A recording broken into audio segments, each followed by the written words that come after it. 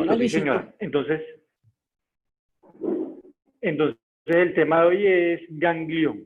Ganglión. Yo lo dividí de la siguiente forma: epidemiología, etiología, la clínica de ganglión, imágenes y tratamiento. Lo voy a desarrollar como de esa forma.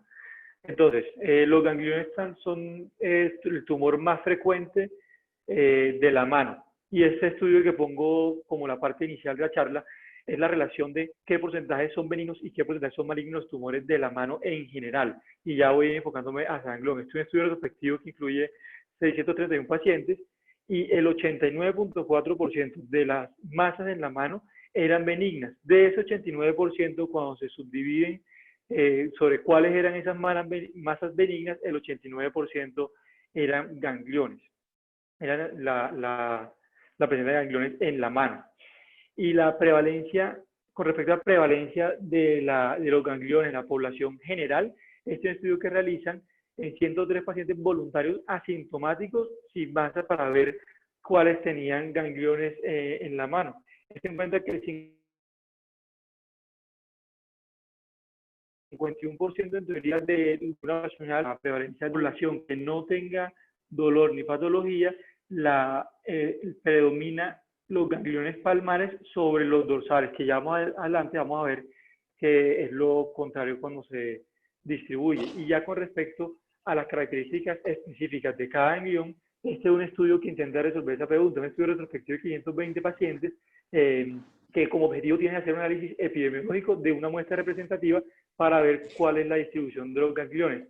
Encuentra con respecto a la edad, que la edad más frecuente de aparición de los gangliones, donde está el pico es entre los 20 y los 40 años especialmente, y encuentra otras características relacionadas con respecto a, hay una relación con el género femenino versus de 2.8 a 1 personas. La edad, que es la más frecuente, nos va a mostrar entre los 20 y los 40 años, y con respecto a la localización, ya en población con síntomas, tenemos que la principal localización entre más o menos 54% es dorsal y el 21% es palmar.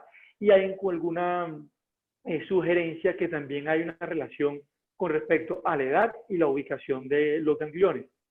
Con respecto a la ubicación dorsal, en teoría, lo que muestra este estudio es que los pacientes de 35 años o menores tienen mayor ubicación dorsal y palmar los pacientes de 39 años o mayores. Pero es como una sugerencia que no la vi más reflejada en los otros estudios. Es que hasta ahora que es más frecuente en ese punto de edad, entre los 20 y los 40 años, en género femenino, y la localización predominante dorsal versus la minoría palmar. Con respecto a la etiología, hay diferentes hipótesis de por qué sale o aparece el ganglión. Que voy a hacer como un recorrido desde los primeros estudios que identifiqué de cómo está formado el ganglión. Este es un estudio del 71 en el cual cogen 59 pacientes y miran si existe una relación o una comunicación entre el ganglión y la articulación, teniendo en cuenta la hipótesis establecida previamente que relacionaba que el ganglión era como una herniación que existía de la cápsula articular, del líquido articular, hacia el exterior y se generaba la masa o el ganglión. Entonces lo que intentan responder en este artículo es hacer aplicación de artrografía, aplicación de medio de contraste a nivel de articulación radiocarpiana y ver si había una filtración desde la infiltración de medio de contraste de la articulación radiocarpiana hacia el ganglión. Lo que encuentran ellos es que en los gangliones palmares, el 85% cuando aplicaban medio de contraste a nivel de articulación se transmitía hacia el ganglión identificado y a nivel dorsal hacia el 44%. Luego de hacer eso, hacen lo contrario, hacen una gangliografía, que era aplicar medio de contraste a nivel del ganglión y ver si este medio de contraste se transmitía hacia la articulación y no encuentran esa comunicación desde el ganglión hacia la articulación y sugieren la hipótesis que exista una válvula, pero que se permita el flujo en una sola dirección desde la articulación hacia el ganglión. Después, 4 años tarde, encontré esta publicación que ya hace un énfasis en la anatomía microscópica del ganglión. Este es un estudio retrospectivo de 500 gangliones con un seguimiento mínimo de 9 meses.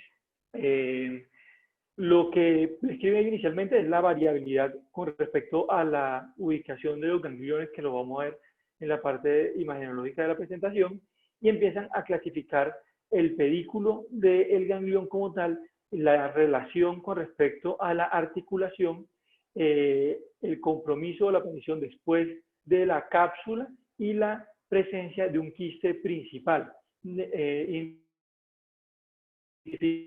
Conexión directa entre la articulación, la cápsula y enseguida la cápsula y el quiste principal, sino que también puede tener pedículos más elongados que ya van a determinar la clasificación posterior que encuentren. Cuando hacen el análisis microscópico de estos gangliones, encuentran otra variante como si no existiera un solo pedículo, como un tubo que conectara el ganglión con respecto a la articulación, teniendo en cuenta la teoría que hasta ese momento hemos propuesto, sino que existían unos quistes capsulares, que son estos que están formados acá. Teniendo en cuenta con este como el quiste principal, estos que eran unos quistes más pequeños a nivel de la cápsula, y finalmente la adherencia, en este caso al ligamento escafolunar, que es como la variante más frecuente.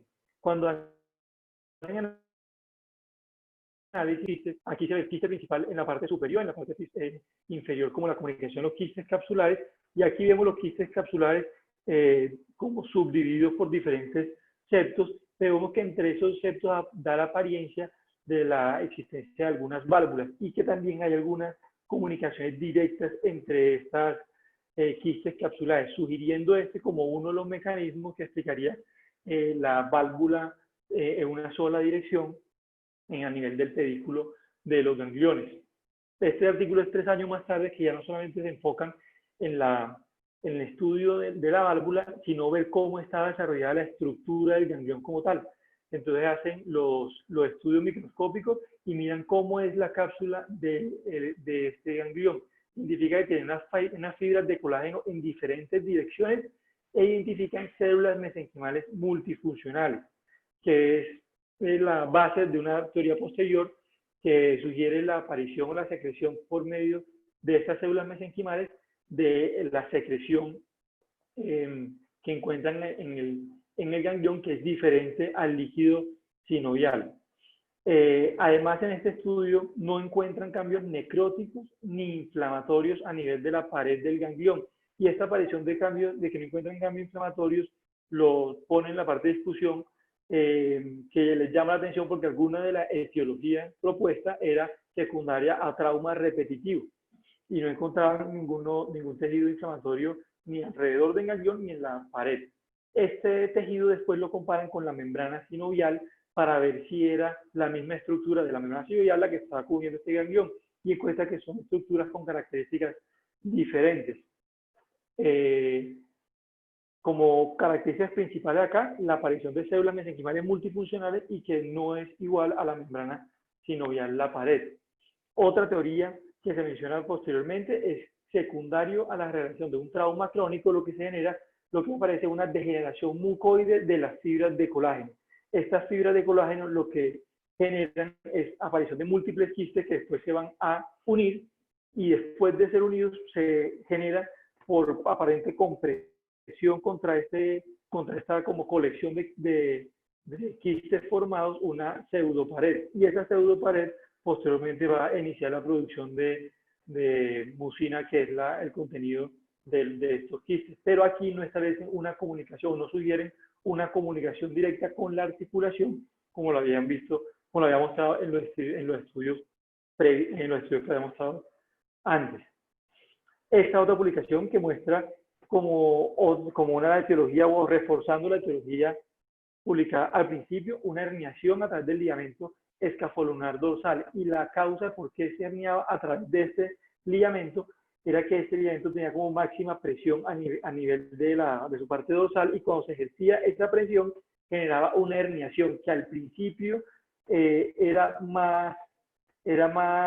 creaba como la cápsula con mayor dificultad, pero que a medida que iba teniendo mayor volumen iba creciendo más fácilmente y se iba aumentando el diámetro del ganglión. Y la última teoría que encontré era que esta teoría sugería, que es publicada en el 99, sugería la aparición del ganglión como una secuela de lesiones ligamentarias previas, y que secundarias a lesiones ligamentarias se crea el ganglión. Ellos en este estudio lo que hacen es mirar estudiar 625 resonancias de muñeca, identifican el 19% de estas 625 resonancias la aparición de gangliones, y de estos 19%, el 9% de estos gangliones eran palpables al examen físico. Y cuando miran la relación de estos gangliones, de los 19% de los gangliones, cuáles tenían lesión ligamentaria, identifican que el 27% tiene lesión ligamentaria asociada. Entonces no encontraron una relación directa, sino que lo proponían como algún factor asociado. En conclusión, con respecto a las teorías, esta es como la principal contrariedad. Una es la alineación capsular que les mostré, que podría ser o secundaria el aumento de la presión a nivel de la parte dorsal del nivel escapular cuando el origen era de ahí. La posterior realización de gangliografías y ver que no se transmitía el medio de contraste del ganglión hacia la articulación, y la realización de artrografías y ver que se comunicaba por medio de una válvula unidireccional desde la articulación hacia el ganglión. Después lo que pongo aquí como un circulito es el estudio que abarca como un punto de la estructura como tal del ganglión, que es el que les mostraba de la pared y el interior del ganglión, y ver que no es igual al tejido sinovial, y encuentra las características de las células mencionadas.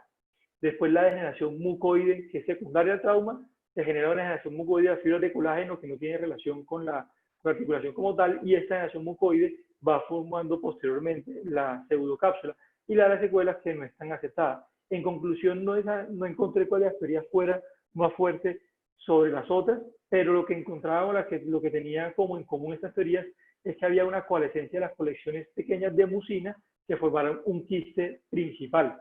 Y la formación de la cápsula secundaria a la formación de ese quiste principal se propone que es por una compresión de tejidos circundantes. Y hay una comunicación, un pedículo que fue demostrado en estos diferentes estudios con respecto a alguna articulación, la más frecuente a nivel de salga que propia a nivel del diámetro escapular dorsal. Que se lo mostré en la parte de la prevalencia. Entonces, acá la frecuencia y los factores de riesgo, los factores de riesgo relacionados y las diferentes teorías propuestas con la aparición del ganglión. Con respecto a la clínica, antes de la clínica como tal, hay diferentes motivos de consulta por los cuales los pacientes llegan a la consulta. Entonces, este es un estudio que muestra, o sea, esta pregunta, ¿cuál es la principal molestia de los pacientes al llegar a la consulta? Identifican tres principales motivos. Uno, la sospecha de malignidad, que fue en un 30% más o menos.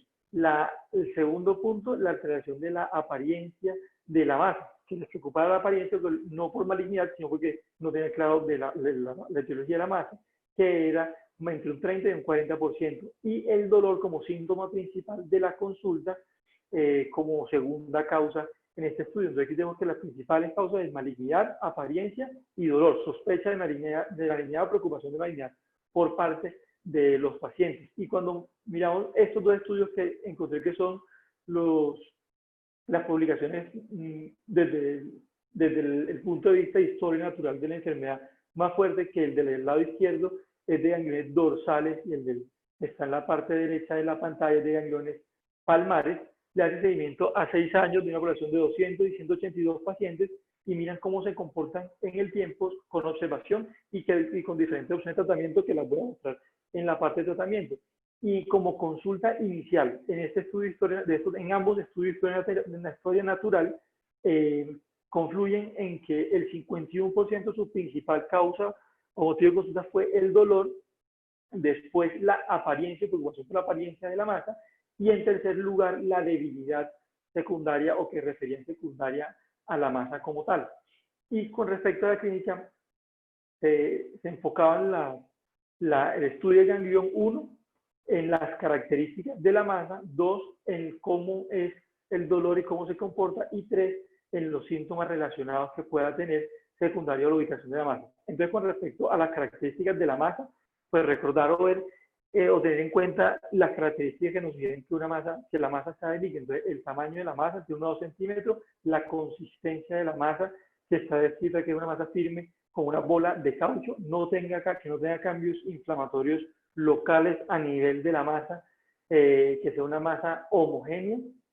Y en el estudio de esta masa está la transiluminación como tal, como un método en el examen físico para sugerir la presencia si la masa es un quiste que tiene un contenido líquido o si por el contrario el contenido es totalmente sólido de esta masa. Y como tercer punto con respecto a las características de la masa es la ubicación de la masa, que hasta acá tenemos que la ubicación es más frecuente dorsal y menos frecuente palmar, pero dentro de estas ubicaciones también hay una variedad de ubicaciones que las voy a mencionar en la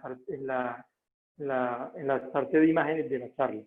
Con respecto al dolor, el dolor cuando inicia o cuando aparece el ganglión tiene un pico del dolor que se atribuye a este pico del dolor como el momento de herniación, por ejemplo, esta teoría, pero un aumento más rápido y progresivo del tamaño del ganglión indicado. Y la etiología, en algunos estudios cuando mostraban con qué se relacionaba, hasta el 15% de los pacientes lo relacionaban con trauma como desencadenante. Y síntomas relacionados, según la ubicación de la masa, puede tener compresión de diferentes estructuras. Cuando la masa está ubicada a nivel palmar, sí puede tener compresión a nivel del medio mediano, del nervio cubital, y cuando es dorsal, ya voy a explicar con qué se puede relacionar. Entonces, una de las técnicas o de las herramientas que tenemos en la consulta externa es la transiluminación de estas masas. Al realizar la transiluminación, busqué qué teníamos que había publicado de esto, y este fue el estudio, el único estudio que yo realmente encontré, que publicamos el 2011, y la pregunta que se plantea es que la valoración de la transiluminación de la masa es una valoración subjetiva, y al ser subjetiva también hay diferentes variables que pueden alterar la interpretación de la transiluminación, variables como el grosor de la piel, la fuente de luz utilizada, la experiencia del examinador, y le dan marca de importancia a la experiencia del examinador, la luz que esté en el ambiente al momento de realizar la transiluminación y el tamaño de la lesión. En este estudio refieren que lesiones mayores a 1 centímetro encontraban la diferencia entre encontrar la transiluminación o no para identificar los tejidos sólidos o de contenido líquido, pero en las masas menores a 1 centímetro era difícil o no encontraban esta facilidad de identificación. Entonces son todas masas menores a 1 centímetro y unas pelotitas y las llenaban con tinta y otras pelotitas y no las llenaban con tinta. Cogieron cadáveres y pusieron de un lado la pelotica que tenía tinta y del otro lado la pelotica que no tenía tinta. Tenían 64 esferas, fueron 4 observadores y los observadores también los subdividieron en observadores principiantes, que eran en este contexto residentes de ortopedia, y los seniors, que eran los profesores de los residentes. Lo hicieron en 2 momentos, un momento inicial y una revaloración a 3 semanas. ¿Cuál era el contenido? Era sólido o quístico, era que había una interpretación correcta de la masa hasta un 87.5% de las ocasiones, dando un espacio aún en un contexto controlado con la misma intensidad de luz y las mismas características de las masas, un periodo una parte que no podían tener una interpretación correcta. Y se menciona también que, sin embargo, a pesar que las masas fueran de contenido sólido o líquido, no todas las masas de contenido líquido podían ser catalogadas que eran gangliones o eran masas benignas, sino que hacía parte como el instrumental del examen físico para armarnos de razones, para tener la mayor sugerencia de las características de la masa o del ganglión como tal. Acá se mencionaba, ya vimos la parte de qué es el usual o cuál es la característica típica de los gangliones, pero también hay publicaciones de resecciones de masas que se consideraban gangliones y que posteriormente se identificaron como sarcomas de la muñeca.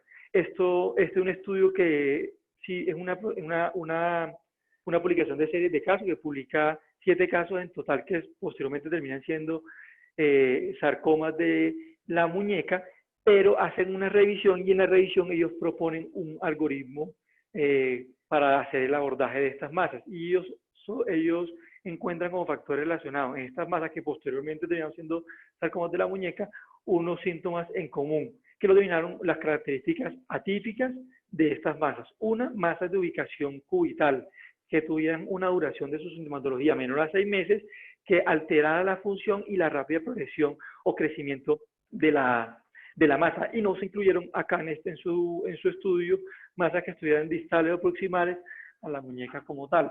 Cuando la masa identificada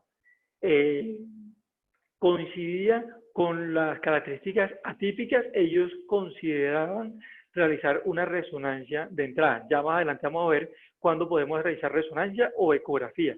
Pero en este estudio ellos consideraban el momento de ver características atípicas, sugerían la realización de resonancia. Si no tiene características atípicas y la masa transilumina como hallazgo asociado, entonces masa típica con características típicas, que fue la que mencioné al principio, más transiluminación positiva, encontraban que era una alta probabilidad de ganglión y podían proponer tratamiento de ganglión. Si no transiluminaba, proponían la reacción de aspirado y ver el contenido del ganglión, que en tratamiento voy a ver los desenlaces de esto, sino que aquí se propone como un mecanismo de diagnóstico, un procedimiento de diagnóstico del ganglión dorsal como tal. Para resaltar de este algoritmo, tener en cuenta las características atípicas con respecto al dolor, que era el principal motivo de consulta de estos pacientes, y teniendo en cuenta que la principal distribución son los gangliones dorsales, encontré este estudio que intenta responder esa pregunta de por qué se genera el mayor dolor dorsal, por qué se genera el dolor en los gangliones dorsales. Lo que hacen acá son 10 disecciones cadavéricas, y al realizar las 10 disecciones cadavéricas van al punto de mayor frecuencia, que es el ligamento escafolunar, identifican a nivel del ligamento escafolunar ramas terminales del nervio interóseo posterior, y en las 10 disecciones de cadavéricas que realizan ellos, encuentran una terminación que denominan como arbórea sobre la superficie del ligamento escafolunar. Aquí vemos el diagrama que muestra la extensión y muestra que una de las fibras terminales sería la esterazo del ligamento escafolunar, y acá tenemos, acá están en teoría teniendo la cápsula, y le están marcado con tinta china el nervio, sobre la terminación del nervio sobre el ligamento escafolunar, y proponen como una de las posibles etiologías del ganglión la compresión de la rama terminal del nervio interóseo para el dolor de los gangliones dorsales. Entonces, hasta acá la parte clínica, tener en cuenta las características típicas y las características atípicas de las masas, de ver el valor de la transiluminación como una ayuda en el examen físico realizado, y tener en cuenta la compresión del nervio como una causa de dolor, como una hipótesis propuesta para ver la etiología del dolor presentado. Y con respecto a la imagen, tenemos 3 grupos importantes: la relación de radiografía con el estudio de los gangliones, la ecografía y la resonancia. Con respecto a la radiografía, este es un estudio publicado en el 2007 que intenta identificar cuál es la costo-efectividad de realizar la radiografía y ver realmente si altera la conducta o no realizar la radiografía en pacientes que tengan gangliones en general en la muñeca. No si es palmar o dorsal, sino en general. Incluyen 103 pacientes, identifican hallazgos anormales el 13% de los pacientes que le realizaron la radiografía, pero solamente el 1% alteró conducta, y consideran que la radiografía no es un estudio en el abordaje inicial que altere la conducta ni que sea costo efectivo para el abordaje de los gangliones. Con respecto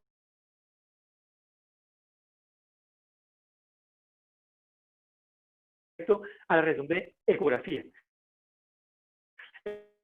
estos son ya distribución de guión que incluye son gangliones con una masa, gangliones con edema, pacientes con gangliones como masa palpable en la muñeca en general, y tenemos de realizar la ecografía en estos, tanto la sensibilidad como la especificidad es alta en general. Ya vamos a ver unos diferentes contextos en los cuales la ecografía presenta algunas limitaciones y debe ser como el estudio ideal para realizar el estudio completo de los gangliones. En este estudio, que es un abordaje clínico, que es una revisión publicada en una revista de radiología, me da atención porque ellos proponen 3 preguntas grandes para realizar el abordaje imagenológico de los gangliones. La primera pregunta es ver si realmente lo que se identifica en las imágenes es un quiste. Y ellos clasifican los hallazgos como hallazgos típicos y atípicos en los hallazgos ecográficos y de resonancia. En los hallazgos ecográficos es una cavidad delimitada que puede tener tabiques internos y que al realizar el Doppler no identifican flujo. Y con respecto a la resonancia, indican que en la secuencia con información C2 hay aumento de intensidad de la señal o señal con intensidad de líquido, pero las paredes están delimitadas en su totalidad. Y identifican un contexto atípico, unas masas que son atípicas, pero pueden hacer parte del grupo de gangliones, que este contexto atípico hace parte hasta del 60% de las masas presentadas, de los gangliones estudiados, perdón. Uno es la identificación de gangliones hemorrágicos, que están definidos como quistes complejos que son semisólidos pero definidos y no tienen flujo, que es la imagen que vemos acá atrás. Vemos que no es de la misma distribución el aumento de la señal como en esta imagen, sino que vemos que la distribución de la señal no es igual que la anterior imagen. Lo segundo es ver son rupturas de quistes, que ya no se identifica la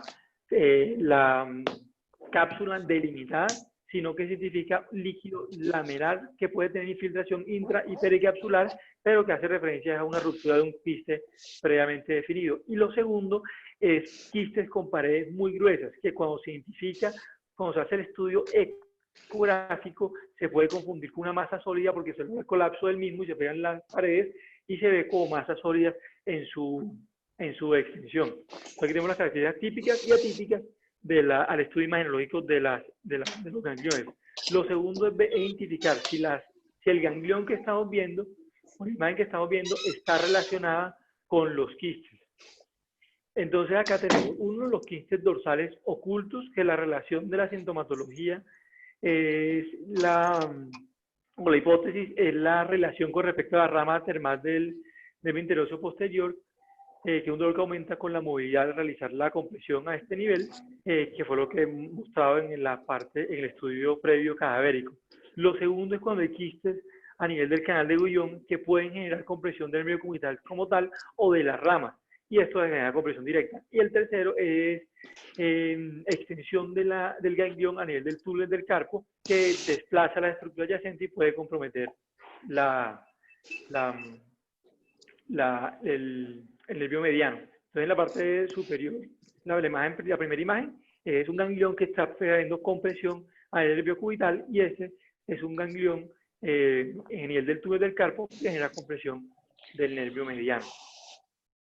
Con respecto, después de identificar si la imagen que estamos viendo compromete un quiste típico o atípico, si la imagen que estamos viendo sí es la causante o está relacionada con los síntomas que puede relacionar el paciente, lo tercero es ver y clasificar cuál es la ubicación de esta masa y de dónde es el origen del ganglión. Con respecto al origen dorsal, que es la ubicación más frecuente, tenemos esta aquí una clasificación que lo clasifica según la ubicación a nivel del ligamento escafolunar, que es el que vemos acá en primer nivel, que es el círculo blanco. Entonces está ubicado a nivel del ligamento escafolunar específicamente. Tipo 2, que hay pequeños quistes. ¿Cómo estás? Muy bien. Pequeños quistes sobre el ligamento escafolunar. La tipo 3 en relación con el ligamento escafopiramidal, y es que esté superficial al ligamento o profundo al ligamento, y esto tiene referencia con respecto a la extensión del pedículo del ganglión. Otra ubicación son los tendones extensores, y cuando se sospecha que la ubicación es con respecto a los tendones extensores, se sugiere que el estudio ideal es la ecografía, para ver la relación de una ecografía dinámica con respecto a la vaina extensora y ver cómo se relaciona el movimiento de flexión, neutro y extensión como tal. Con respecto a la ubicación palmar, la principal ubicación o relación de ubicación es con la articulación radiocarpiana hasta el 35%, pero sin embargo, en los gangliones palmares también puede tener un origen dorsal que tenga un pedículo prolongado, que se exprese como una masa a nivel palmar sobre el borde radial o cubital, que es en este caso. Por eso los gangliones sugieren que los gangliones con con ubicación palmar se benefician de estudios, de estudios con resonancia para ver exactamente cuál específicamente de esto. Otro grupo sería los gangliones ocultos y ver sería el mejor estudio para realizar en los pacientes que se considere un ganglión oculto. Entonces, el paciente con ganglión oculto, este es un estudio publicado en 97 que intenta identificar la sensibilidad y especificidad de la ecografía para identificar los gangliones ocultos. Incluye pacientes con 83 pacientes con dolor persistente y encuentra esta magnitud de sensibilidad y especificidad, 85% y 88%, pero resaltan que estos valores aumentan cuando la sospecha es son gangliones ocultos dorsales. Entonces sugiere que la ecografía puede tener un mayor beneficio sobre sospecha de gangliones ocultos dorsales. Y con respecto a la resonancia como método de estudio para identificar estos gangliones ocultos, esto es un estudio para identificar la sensibilidad específica de la resonancia para identificar gangliones ocultos, 20 pacientes de 34 años en promedio, y encuentra resultados similares con respecto a la ecografía, pero cuando lo subdividen en su grupo de los gangliones de origen palmar, tiene mayor beneficio, que el grupo poblacional eran poquitos, porque este solamente tiene 20 pacientes, pero le sugiere que puede tener mayor beneficio a este nivel. Entonces, con respecto a imágenes, tener en cuenta las características de la imagen, que la radiografía no altera la conducta, el uso de la ecografía principalmente en gangliones dorsales, en gangliones de etiología de origen palmar puede tener mejor descripción la resonancia, identificar las características típicas y atípicas de los gangliones y ver su ubicación. Con respecto al tratamiento, se dividen en tres partes. Observación, de aspiración con diferentes, yo lo dividí con diferentes opciones de manejo asociadas a la aspiración, y la resección que puede ser abierta o artroscópica. El mensaje, después de revisar esto, lo tomé de este artículo que pongo como título, y es que se considera o se puede malinterpretar la cirugía de resección de ganglión o el otro procedimiento como una cirugía menor. Pero la pregunta final, después de ver los resultados de esta cirugía, es ver si realmente la resección del ganglión se puede considerar como un procedimiento quirúrgico menor. Este es el estudio que le mostraba al principio, que muestra esa relación de la historia natural de los gangliones, que primero es de los gangliones dorsales.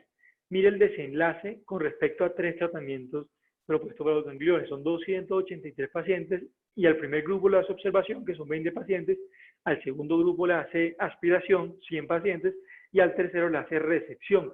Y mira 4 desenlaces principales. 1, satisfacción; 2, síntomas residuales; 3, recurrencia; y 4, complicaciones de cada uno de estos manejos. El seguimiento de este estudio es de 6 años, desde el manejo inicial hasta los desenlaces propuestos. En esta tabla la pongo solamente para resaltar que cuando se comparan los desenlaces o la resolución de los motivos de consulta inicial, que se mostraba en la parte clínica, la debilidad era uno de los síntomas que menos mejoraba a realizar el manejo con resección completa de los gangliones. Y esta es la subdivisión de los resultados. Con síntomas residuales predominaba solamente la debilidad, que era menor. Era mayor la debilidad en el manejo quirúrgico. La recurrencia, 9% de recurrencia de manejo quirúrgico en este estudio, 58% cuando se realizaba la aspiración, solo la aspiración de los gangliones, y cuando no se hacía nada, sino que solamente se seguía en el tiempo, después de los 6 años, el 42% desaparecían y persistían en los 6 años el 58%. Que este es realmente con lo que deberíamos comparar los otros manejos. Con respecto a la satisfacción, encontraban desenlaces similares, pero con respecto al seguimiento solamente con observación, hay un menor desenlace de satisfacción, y las complicaciones eran hasta el 8% con la resección dorsal.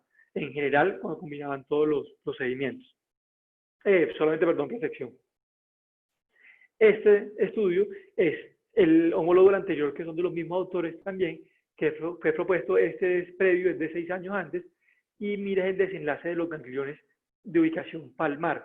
También intenta mirar la historia natural, el desenlace del tratamiento de los gangliones, también de las 3, con 3 subgrupos: observación, aspiración y resección, y mira los mismos 4 desenlaces finales Este estudio tiene desenlaces a 5 años.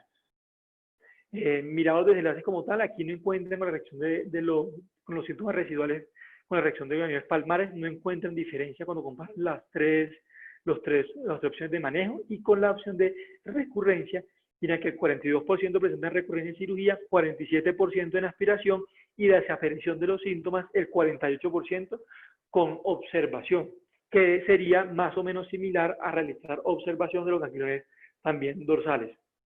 La satisfacción, aquí cuando era palmar sí es comparativa, que era más o menos entre 80 y 85%, y las complicaciones acá sí encuentran una mayor relación de complicaciones hasta el 20%, que antes era el 8%.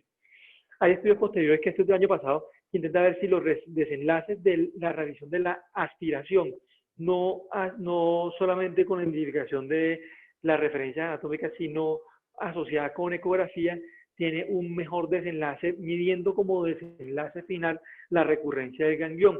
Estos son 52 pacientes que lo siguen a 6 años de manera retrospectiva, y se dan cuenta que la recurrencia del ganglión, hacerla asociada con aspiración versus aspiración ácida, que se denomina, es mayor la aspiración ácida, 74%, pero no encuentran diferencia significativa. Entonces la diferencia al realizarlo con ecografía versus ácida es 69-74% para realizar la resección. Y cuando hablaba de que cuando se hace la aspiración solamente, hay diferentes conceptos o terapias ayudantes, también aplicaban terapias ayudantes cuando se haría la resección. Y aquí comparaban la aspiración más aplicación de esteroides y la resección sola. En este estudio inicial, que tiene seguimiento corto, mostraron que tenía un mejor desenlace alto, como estaba en aspiración más esteroides, pero esto no se mantiene cuando lo empiezan a hacer en diferentes estudios. Y la resección quirúrgica sí mostraba desenlaces similares a los que han publicado previamente, que este era el 61%. Otra terapia propuesta es utilizar técnicas de escleroterapia para realizar la esclerosis de las paredes del ganglión y también del pedículo del ganglión. En este estudio son 17 pacientes, le hacen el seguimiento y encuentran una recurrencia baja en estos pacientes con un seguimiento corto como tal. Después hay diferentes publicaciones que muestran la escleroterapia no solamente como la anterior, que era con electrocauterización, sino con otras sustancias, que estas son tetraciclinas, este es sulfato tetraetil sódico, y miren los desenlaces que tienen también con respecto a recurrencias, que estos dos muestran de desenlace de recurrencia a solo 3 meses con estos desenlaces que son inferiores a los publicados previamente, pero realizan publicaciones asociadas relacionando los peligros que pueden tener la realización de escleroterapia para el manejo de ganglión, y ver que estas no son complicaciones mayores, sino que puede tener unas complicaciones mayores cuando se realiza la infiltración. En el artículo superior lo ponía para mencionar que hay diferentes sustancias químicas para utilizar esto. Una de las utilizadas para realizar la escleroterapia son las que mencioné previamente. El segundo mira el desenlace de 16 pacientes con escleroterapia y le hacen el estudio de cuáles fallaron, y mostran que el pedículo tenía diferentes comunicaciones que podía extender su comunicación o su lesión a este nivel, o la falla en la realización de la escleroterapia como tal con respecto al ganglión, y el compromiso de estructura adyacente, que en este caso fue con compromiso de arteria radial a realizar la aplicación de la escleroterapia. Entonces hasta acá tenemos diferentes estudios que muestran o intentan ver la recurrencia como principal desenlace de los gangliones. Entonces aquí en la parte izquierda de la pantalla tenemos la recurrencia de un promedio de 6 estudios con manejo expectante, solo observación, con diferentes seguimientos de 4 meses hasta 12 años y 6 años, que este fue el estudio mostrado. Y miren que más o menos el 49% en promedio cuando miraba uno con respecto a lo publicado. Cuando se compara este 49% solo con aspiración, la recurrencia de aspiración es 51%. Cuando se compara con aspiración más esteroides, es del 52%. Son más o menos comparables. Cuando se compara aspiración con múltiple función del ganglión como tal, con el objetivo de que se volviera a realizar, a llenar el ganglión, te muestra recurrencia del 64%, mayor. Y cuando se comparaban ya con las técnicas de escleroterapia, mostraban algunas con menor resultado, con menor riesgo de recurrencia y otra con mayor, que era variable en la literatura, pero también más o menos similar con respecto al manejo expectante. Entonces quedaba ahí con la pregunta, el manejo expectante de observación versus estas diferentes técnicas publicadas, ¿sería hacer estas técnicas mejor que la observación o puede hacer la observación mejor que estas antes de llegar a la cirugía? Este es un metaanálisis, una revisión sistemática, es una revisión y metaanálisis porque hace un estudio cualitativo de la parte de los estudios de corte publicado y retrospectivo y una subdivisión de sus desenlaces para dos ensayos clínicos autorizados y muestra el estudio de eso. Cuando incluye, todos los artículos acá, encuentra 752 inicialmente, incluye 112 artículos que después aplicados criterios de inclusión, que llegaron 35 artículos y 2.239 pacientes. Y mira los desenlaces de reducción de recurrencia, o sea, reducción de recurrencia, no recurrencia como tal, sino cuánto disminuye de la resección abierta del ganglión. Y la resección abierta del ganglión disminuye 76%, entonces es la reducción de la recurrencia. Y en la medición cualitativa, la medición de los estudios de corte y retrospectivos, la reducción era del 58%, era menor. Entonces, mira recurrencia y complicaciones de cirugía artroscópica y abierta y la cirugía y la revisión de aspiración con manejo quirúrgico, con manejo del ganglión, perdón. Y las complicaciones de estos tres procedimientos. Muestra inicialmente que la recurrencia de la cirugía artroscópica es menor aparentemente cuando se compara con cirugía abierta y cuando se compara con aspiración. Y las complicaciones son mayores en la reducción de cirugía abierta y un número comparable con aspiración cuando es cirugía artroscópica como tal. Y en las tablas definitivas, en los diagramas que muestran este artículo, se centra en la comparación de cirugía abierta versus aspiración y muestra una mayor reducción de recurrencia si se hace cirugía abierta. Y cuando mira reducción de recurrencia de aspiración versus observación, muestra un mejor desenlace de observación, mostrando como o realizar observación o manejo quirúrgico como manejo definitivo con mejor desenlace para reducción de recurrencia de ganglión. Y quedaba la pregunta de la cirugía artroscópica como manejo del ganglión, porque mostraba una baja complicación en estos estudios y una reducción en la recurrencia aparentemente mayor comparado con la cirugía abierta. Esta es una revisión sistemática que mira estas dos preguntas, el riesgo de recurrencia y las complicaciones de la restricción de gangliones palmares por artroscopia. Incluye un artículo, 231 resecciones, y acá identifican 6% de complicaciones, y un poquito mayor a lo que mostró el artículo previo. La recurrencia sigue siendo muy baja, que hasta el 6.1%. Cuando mira uno la población de estos estudios, de los estudios que aquí incluyen, es una población que es pequeña. Y cuando uno mira de la cirugía realizada acá, cuáles se llevaron a conversión a cirugía abierta durante el procedimiento, hasta el 20%, que ya son cosas como en contra de estos estudios. Sí, señora.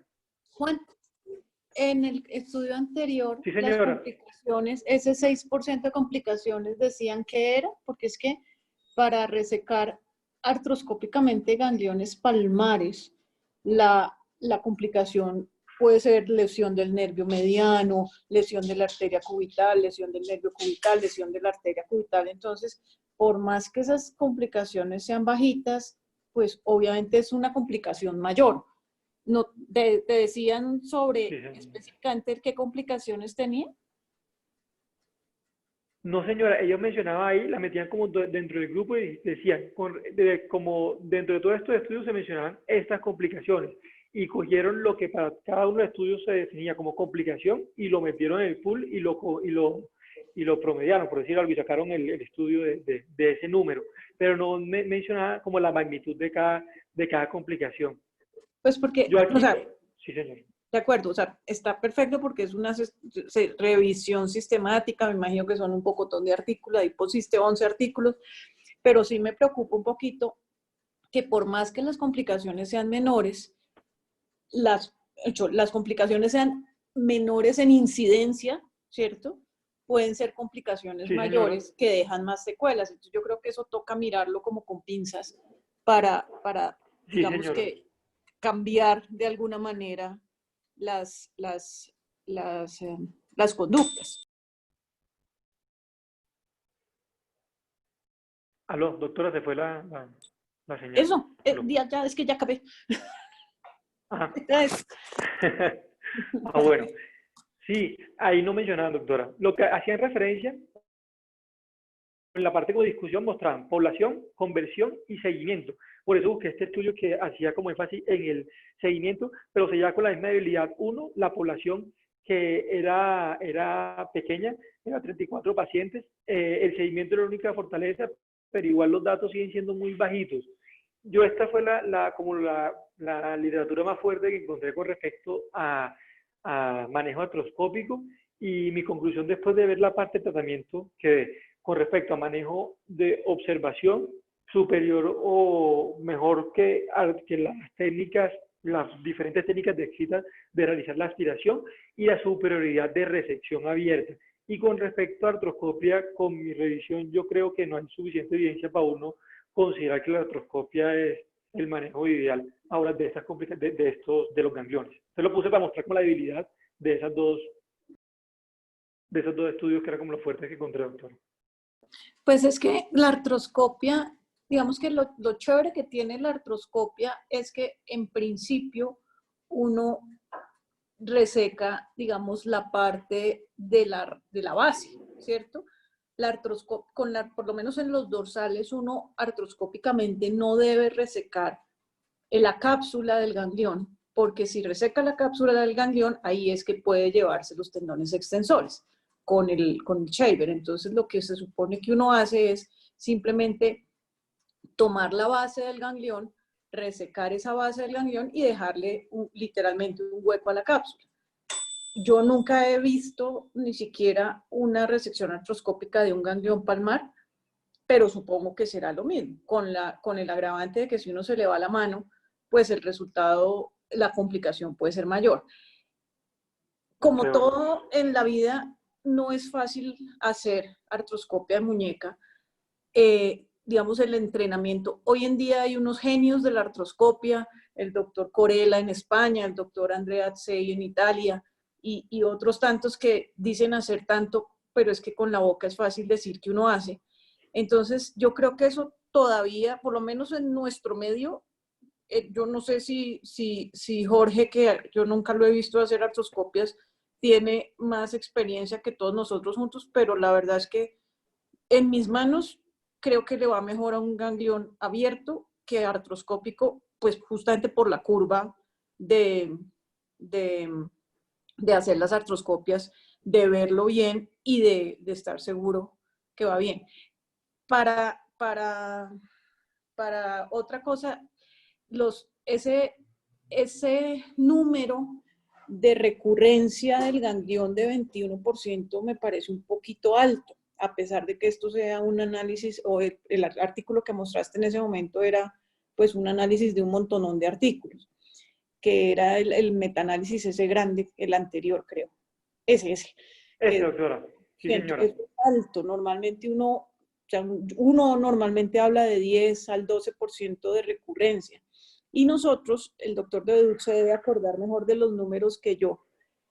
Hace un tiempo, Rodrigo Bolaños, que fue un fellow nuestro de Guatemala, hizo una revisión de la recurrencia de los gangliones nuestros, y si mal no recuerdo era del 6%. El doctor de Bedut me corrige si me estoy equivocando.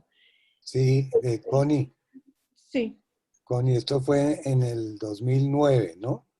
Sí, señor. 72 pacientes con 4 años de seguimiento, operados en la fundación todos, sin distinción tanto de palmares y dorsales. Se encontró 9% de 9. recurrencia, sí. O sea, 9. estamos ligeramente por debajo de lo que dice la literatura, y pues comparado con Está por que es debajo. uno gigante, pues es harto menos. Entonces, yo creo que por ahora sigue siendo más seguro, por lo menos en nuestras manos, hacerlo abierto. Lo otro que yo quería decir es que todas esas personas muy famosas, artroscopistas de la muñeca y de la mano, ahí yo creo que se aplica un poco el famoso dicho de que cuando uno tiene un martillo en la mano, todo coge cara de puntilla. De acuerdo, es que eso es ya más o menos lo que les falta, es hacer una osteosíntesis del radio artroscópico. Sí, señor, entendido. Ya con esos números sería, pues, con ese resultado de recurrencia, doctora, sería, pues, es comparable con los estudios artroscópicos, con los resultados promisorios de ellos en los estudios que mostraba. O sea, sigue siendo con lo anterior como el manejo ideal de la resección abierta. De acuerdo. Y me hacía esta pregunta con respecto a qué factores están relacionados con recurrencia, porque es el desenlace final con gangliones. Encontré este artículo enfocado específicamente en eso, que un estudio retrospectivo de 394 pacientes, los siguen a 2 años y miran la parte demográfica de los pacientes y la ubicación del ganglión, si estaba relacionada con la recurrencia de esto. Y en este estudio no encuentran que ninguna de estas variables estuviera directamente relacionada con recurrencia, que fue lo que encontré con esa parte. Y como conclusión, En el trabajo que hicimos, digamos, encontró sutilmente más recurrencia en los gangliones palmares, sin que fuera, digamos, estadísticamente significativo, pero sí había una tendencia a que dentro de ese 9% que encontramos, habían más palmares que dorsales en la recurrencia. ok, sí, señor. Y como conclusión, entonces, la parte inicial de epidemiología, ver la frecuencia de la aparición de gangliones como la principal tumor de tejido blando presentado en la mano. Es más frecuente la aparición dorsal, tener en cuenta las diferentes ubicaciones y su principal ubicación a nivel dorsal como origen del pedículo del ligamento escápulo-lunar. La etiología, hay diferentes hipótesis de su etiología, pero todas confluyen que hay una colección de mucina que genera posteriormente el ganglión y diferentes hipótesis de por qué se genera como tal la causa. La clínica tiene en cuenta las características típicas y ver cuáles son las características atípicas que señalaba en el algoritmo para relacionar o para hacer estudios adicionales y tener en cuenta en la parte clínica hallazgos sugestivos de compresión según la ubicación del ganglión. Mirar la fortaleza de la ecografía principalmente en los gangliones dorsales y tener en cuenta la resonancia como método de radiografía, de estudio imagenológico en los gangliones de origen palmar. Y con el tratamiento yo concluía manejo como observación o resección abierta. Y los otros manejos, opciones de manejo como puntos intermedios que estas dos opciones mostraban superioridad con respecto a los desenlaces. Muy buena revisión, Juan David. Muy, muy Juan. buena. Como de sus manos ahora, como dicen. Sí. Digamos que, no, pues no tengo nada más que decir. Creo que está súper claro y lo felicito otra vez. Gracias, doctora. Excelente, Juan. Yo, 2 comentarios. 1. Sí, señor. Pienso que a pesar de su revisión juiciosísima de la etiología, yo sigo como todavía como enredado en el cuento, ¿cierto? Desde el punto de vista histológico, las válvulas y todo eso interesante, pero seguimos, como dicen, sin tener mucha claridad. Voy a leer un poco sobre las células mesenquimales multifuncionales, pero hasta donde yo me acordaba de la histología de eso, eran unas células planas, epiteliales, que no producían nada, ¿no? Entonces, pues un dato interesante para revisar. Lo otro, la ecografía indudablemente es más barata que una resonancia, por supuesto, pero no olvidar que definitivamente es operador dependiente. Entonces, a veces los datos que uno necesita saber, que entre otras muchas es de dónde se origina para hacer el planeamiento quirúrgico, a veces con la ecografía no tiene uno tanta claridad como con la resonancia. De resto, pues lo felicito como siempre. Excelentísima revisión. Mil gracias. Muchas gracias, doctor. Quisiera hacer un comentario, pregunta. ¿Lo puedo hacer? Claro, Sí, Rafa, señor. Bienvenido. No sabía que estabas por ahí. Hola, doctor. Bueno, Juan, muy buena revisión. Me dejó preocupado y yo no sé qué tan frecuente, si ustedes lo hayan visto, una diapositiva que mostraste, donde mostraste como unos 6 o 7 casos que no fueron gangliones, sino fueron sarcomas. Yo no tengo experiencia, es decir, o por lo menos no nos han comunicado que eso nos haya pasado en la fundación, pero sí he visto varios casos en miembro inferior. Por eso lo comento. Me llamó también la atención de que de esos 7 casos, digamos, 6 eran sarcomas sinoviales y 1 era indiferenciado. Creo que es todo lo contrario a lo que nos ha pasado en miembro inferior. Sarcomas indiferenciados y tal vez un sarcoma sinovial que se nos pasó desgraciadamente en un radiólogo. ¿Sí? El comentario lo hago porque no es fácil solo con la resonancia, a veces en esas imágenes no claras, distinguir una masa sólida y una masa quística, y eso nos ayuda pues muchísimo el ultrasonido. Lo único es que en pacientes, digamos, mayores de 65 años, que aparecen con una masa rara en miembro inferior, nosotros siempre lo mandamos sacar, porque eso es un tumor y eso es un sarcoma hasta que no se demuestre lo contrario. Entonces me llamó la atención esa diapositiva y no sé ustedes qué experiencia tiene o si ha sido frecuente, por lo menos en la fundación, porque es muy importante que si llegara a pasar una cosa de esas, nos lo comentaran para tener pues, la claridad y la experiencia en esos casos. Yo, de los 2 métodos, ambos son buenos, pero lo que decía Ramón tiene toda la razón, es operador dependiente, y cuando los gangliones tienen pedículos largos, creo que la ecografía es un poquito limitada. La ecografía ve el quiste superficial, la localización, la herniación, esas cosas, pero la resonancia muestra mejor el pedículo y me da la impresión a mí, porque yo hago más resonancia, es que le da una imagen más clara de la anatomía de la lesión. Eso era. Pues Rafa, con respecto a la pregunta, mi Sí, sensación ¿ve? con los gangliones es que los gangliones sí tienen una imagen muy clara en la resonancia. Y yo creo que cualquier opacidad, eso que uno ve como que el líquido en la, o sea, o la imagen de intensidad aumentada en la supresión grasa tiene como sus partículas o alguna cosa, esos son los que a uno lo hacen sospechar. Que yo sepa, de los que yo he operado, no ha habido ninguno que haya salido algo diferente a ganglión. Y creo que en la mayoría de nosotros tampoco.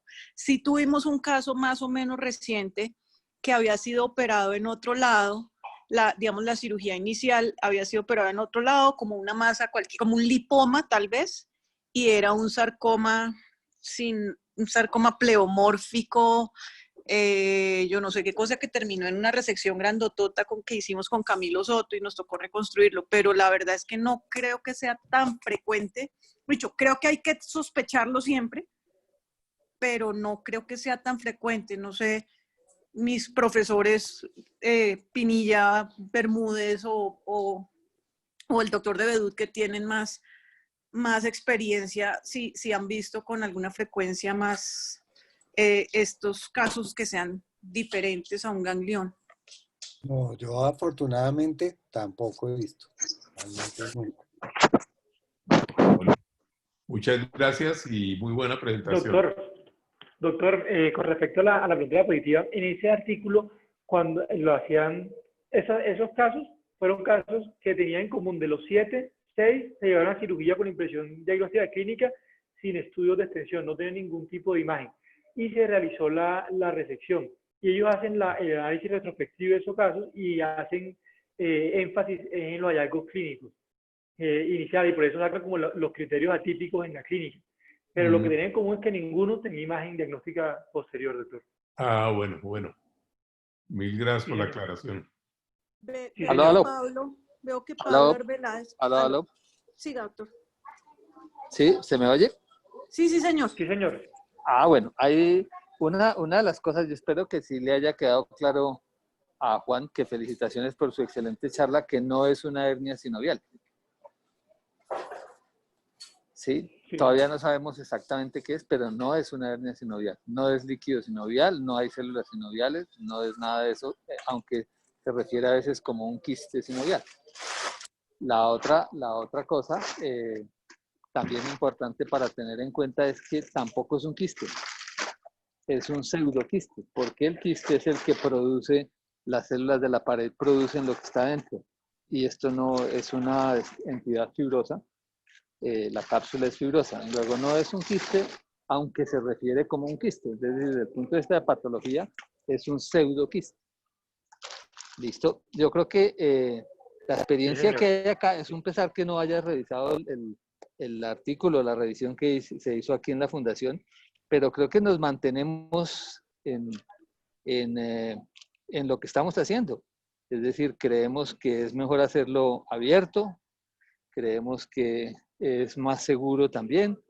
Sí parece que puede ser un poquito más fácil hacerlos abiertos, los artroscópicos palmares, pero lo que decía la doctora Connie del riesgo de la arteria radial es bastante grande. Por lo demás, de acuerdo, yo pienso siempre la resonancia, porque nos da una imagen más clara del origen y además nos ayuda a descartar otras cosas. Bueno, muchas gracias, felicitaciones. Veo que Pablo Arbeláez está conectado. Pablo, ¿tú tienes alguna experiencia con respecto a la pregunta del doctor Gómez? No, Connie. Hola, Pablo.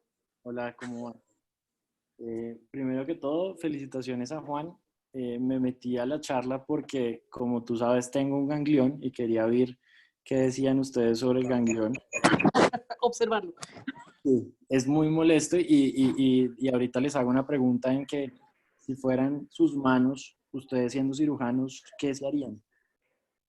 Y para responderlo de Rafa, realmente no creo que sea muy común que se pasen sarcomas confundidos por gangliones. Realmente creo que son casos puntuales exóticos. La resonancia creo que muchas veces nos da un diagnóstico muy claro y lógicamente lo que el cirujano se encuentra pues tiene características de ganglión y con eso creo que es bastante, digamos que la relación para hacer el diagnóstico es bastante clara. Entonces les dejo esa pregunta para ver ustedes qué harían si fueran cirujanos.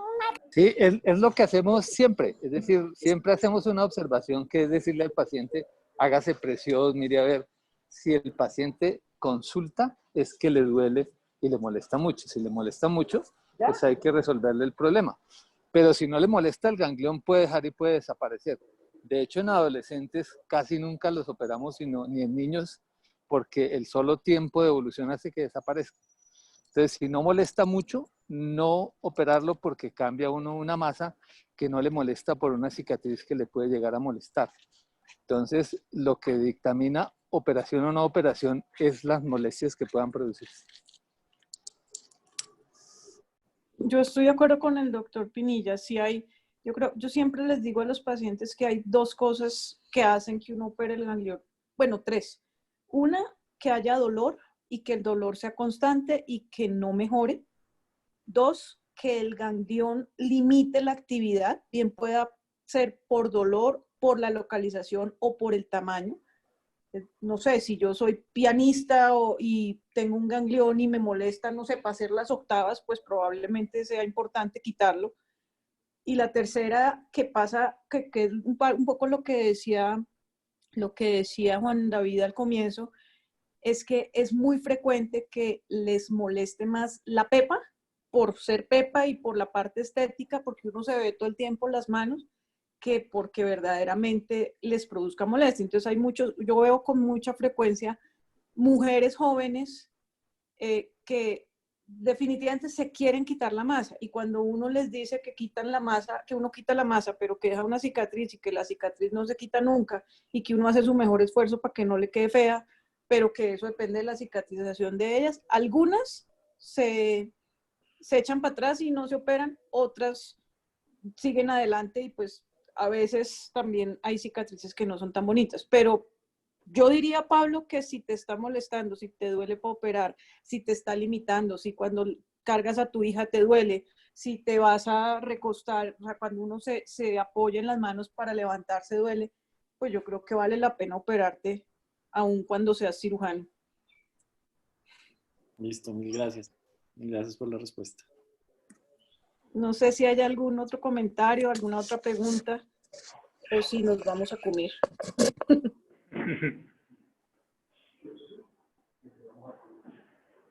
Bueno, pues parece que no. Entonces, muchas gracias de nuevo, Juan, y buenas noches para todos. Hasta mañana. Que estén bien. Hasta mañana, doctores. Muchas gracias. Chao. Chao. Doctor.